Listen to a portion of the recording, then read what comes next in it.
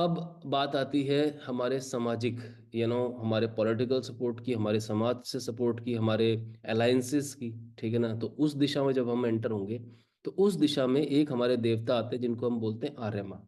अगर हम आर्य माँ को with the help of stainless steel, देखिए दोस्तों, मैं आपको ना मेटल साइंस साथ साथ क्लियर करता जा रहा हूँ हर एक दिशा की।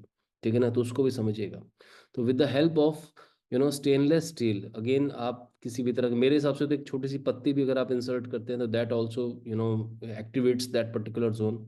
मगर आपको जब जब पॉलिटिकल सपोर्ट चाहिए, आप किसी तरह से गवर्नमेंट के टैक्सेस में फंसे हुए हैं, कोई केसेस चल रहे हैं, कोई पॉलिटिकल इन द सेंस कि आप किसी इशू में फंस गए हैं। ठीक है ना? इसके अलावा आपके घर में बच्चों की शादियां नहीं हो रही हैं, तो ये सारी जो चीजें हैं ना, इनको अट्रैक्ट करने के लिए आपको आर्यमा देवता को ध्यान देना पड़ेगा। फर्दर और डीप चलते हैं। अब लोग कहते हैं कि सर हमारे पास वेल्थ आ रही है, वेल्थ रुक नहीं रही, हमारे पास रिलेशनशिप्स जो है, पैसा बहुत है, रिश्ते नहीं अच्छे।